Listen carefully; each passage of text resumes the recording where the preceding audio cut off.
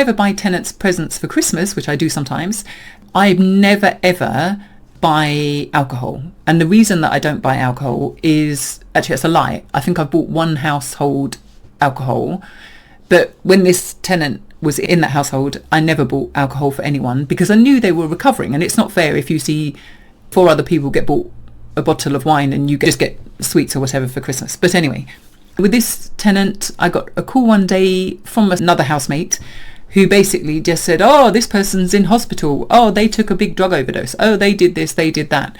And I'm like, hold on, this doesn't come out of nowhere. What happened? So they're like, oh, we don't know. Oh, it was Christmas. He just started drinking alcohol.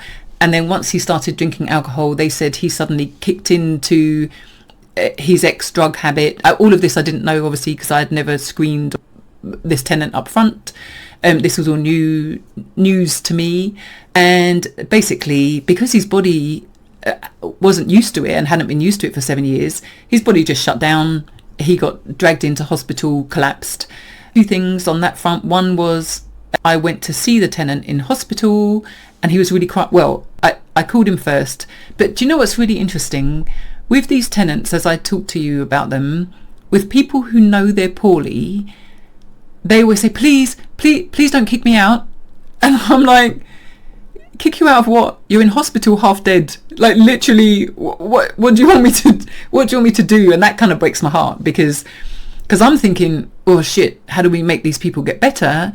And they're thinking, oh shit, Carla's gonna kick me out. And it's almost, I guess I'm strict, but I think when such an extreme event happens, I go completely neutral because I'm only concerned with addressing or solving that issue at the time. So you won't see anger from me. You'll see hopefully compassion, and you'll see me behaving as a human being, not a professional landlord, if that makes sense. It's difficult because I'm still the same person, but that's one thing they always say anyway. The other thing is, so yeah, I went to see him in hospital because his daughter rang, told me her version of what had happened, and she said, which was different to the other housemate's version, she said basically on the Christmas celebrations, the other housemates had given this chap alcohol, and then he kind of went on a binge. So either way, he'd collapsed twice. The second time the ambulance came and took him. So now he's recovering in hospital. This chap is alive, but it's just another example of how human beings have weak moments, and as a landlord you're on the receiving end of these. And what are your strategies to cope, or did you even know this happened? Because no one tells you about it. So yes, so with that chap, I went to see him in hospital, but what I thought was really, well, when I turned up he was crying. He was like, I didn't ever want you to see me like this, and I'm so disappointing, and I'm sorry I did this to you. And I'm like, you haven't done it to me, you've done it to you. Please don't do it twice. I'm very straightforward.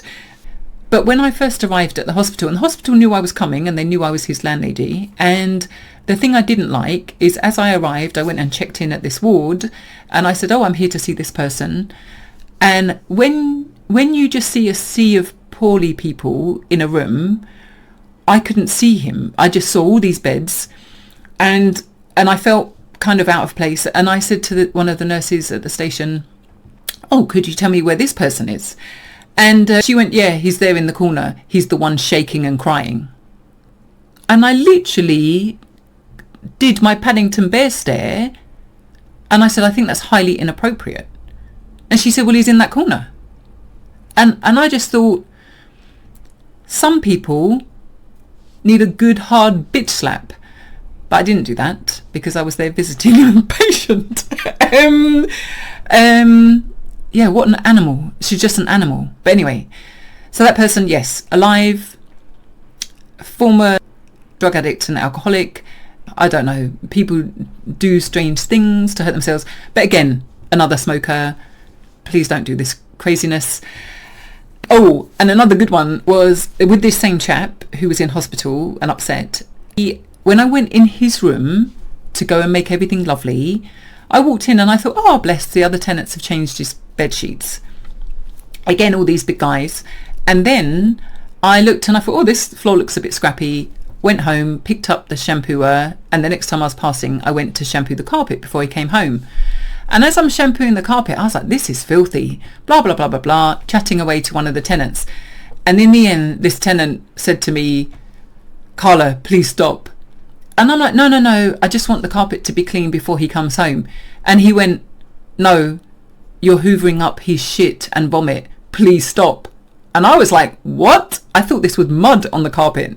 And so we both started laughing. And I was like, you crazy bitch. You just stood here for 30 minutes while I've been shampooing shit up into my own hoover. And he said, I shouldn't be laughing. It's appalling. And he was like, just make him pay for a new carpet. Just make him pay for a new carpet. But yes, so entertaining, but unintentionally. It's mental. I promise you, being a landlord is mental. And yes, you can have staff that do this stuff. And yes, you can have agents that you pay 17% plus VAT to manage your houses. Of course you can. And you can pay your own staff. That's fine too. This was early days when you're finding, not family houses, I'd always had those, but when I was finding my feet in shared houses. And then you start realising this is a world of pain that no one tells you about. But you've either got broad shoulders or you haven't. That's all I can tell you. So happy days. I'll see you on the next video. Thanks.